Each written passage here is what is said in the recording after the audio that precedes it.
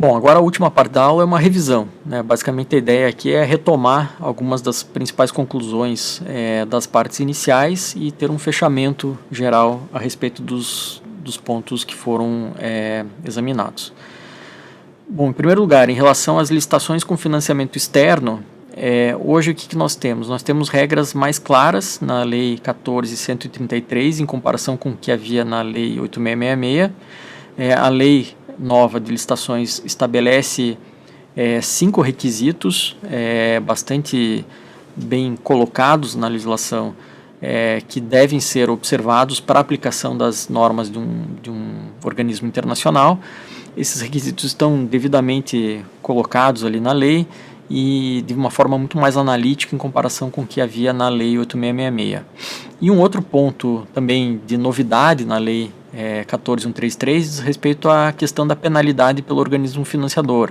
Esse era um ponto que gerava dúvidas anteriormente, né? Alegava-se que podia haver uma ofensa à própria legalidade caso um licitante brasileiro ou estrangeiro não pudesse participar de uma licitação justamente por ter sido penalizado apenas pelo órgão financiador e não pela administração pública brasileira. Agora isso já está previsto expressamente na lei e me parece que é a solução mais correta. Então, hoje a legislação, além de definir de forma mais analítica e detalhada os requisitos para a aplicação das regras dos organismos internacionais, também prevê essa possibilidade expressa de que a empresa penalizada pelo organismo internacional, reconhecida, por exemplo, por inidônea por esse organismo, não vai poder participar de uma licitação com financiamento daquele organismo, o que me parece que já era possível antes, mas agora tem uma previsão em lei formal. Em relação à participação de estrangeiros, a gente tem algumas novidades, né, e passamos aqui por alguns pontos. O primeiro deles é a própria conceituação de licitação internacional, né. Esse é um assunto rigorosamente independente em relação à participação de estrangeiros ou não, mas é um assunto que acaba tendo uma influência na compreensão da participação de estrangeiros, né. Hoje, na nova lei de licitações, nós temos pelo menos uma definição legal do que é licitação internacional, e isso facilita muito no exame da participação de estrangeiros. A lei também não prevê mais a autorização para funcionamento no Brasil como um requisito de habilitação e, portanto, nas licitações internacionais hoje está claro que uma empresa estrangeira não precisa dessa autorização para mera participação na licitação, vai poder precisar depois dela para a execução do contrato, caso configure funcionamento no Brasil, mas para mera participação da licitação não, isso não é mais um requisito de habilitação. A Lei 14.133 também promove uma maior facilitação documental, com regras mais claras, né? O objetivo foi eliminar algumas barreiras burocráticas, permitir a apresentação de documentos num segundo momento, e nesse ponto a lei foi muito bem feita no sentido de facilitar mesmo a participação de licitantes estrangeiros.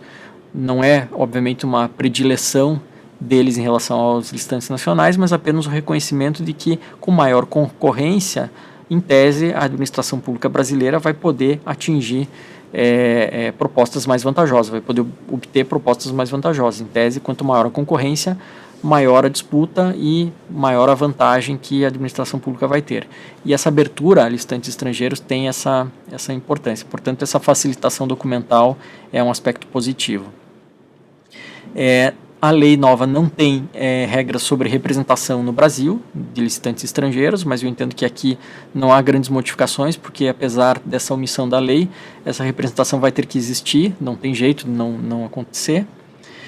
Hoje a empresa estrangeira pode ser líder no consórcio com empresas nacionais, algo que não era possível na Lei 8.666, mas com a Lei 14.133 isso ficou superado. E também a questão da equalização das propostas, que nesse caso também a legislação nova evoluiu bem. A Lei 8.666 previa regras muito confusas no parágrafo 4º do artigo 42, e a nova lei tem uma regra muito mais sucinta que acaba não dando margem para aquela interpretação equivocada no sentido de acréscimo de carga fiscal do licitante brasileiro na proposta do licitante estrangeiro.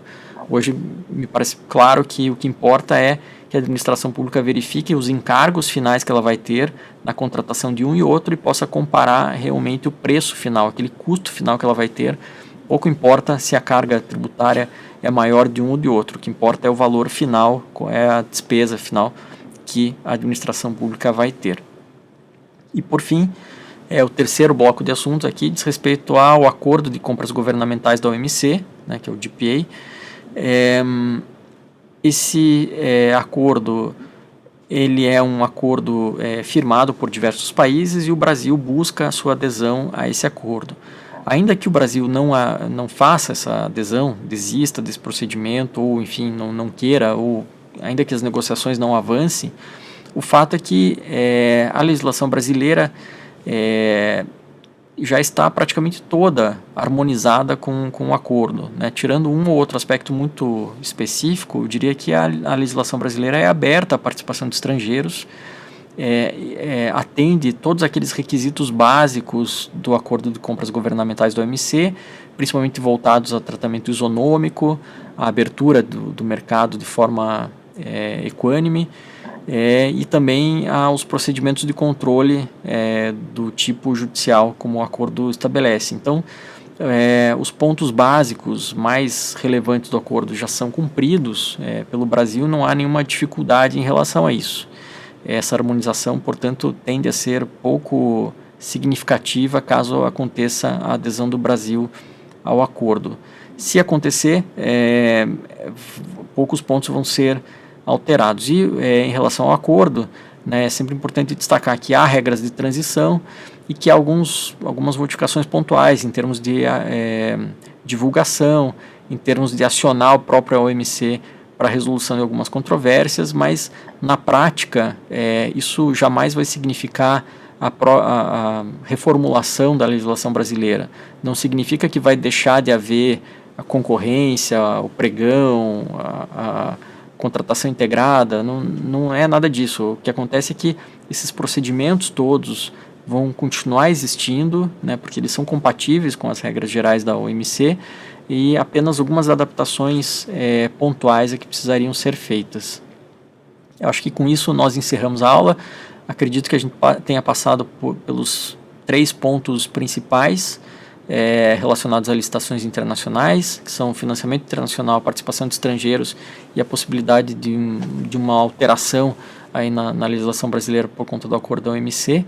Eu acho que com esses pontos, qualquer pessoa que tenha acompanhado a aula vai ter uma noção mais precisa a respeito de quais são as polêmicas desses assuntos, quais são os pontos de dificuldade e quais são as interpretações que me parecem as mais corretas, inclusive à luz da jurisprudência e da doutrina já produzida. São assuntos complexos, mas eu espero que a aula tenha sido útil para a aplicação prática desse conhecimento e para que haja menos dúvidas na aplicação do conceito de licitação internacional nas licitações no Brasil. Obrigado.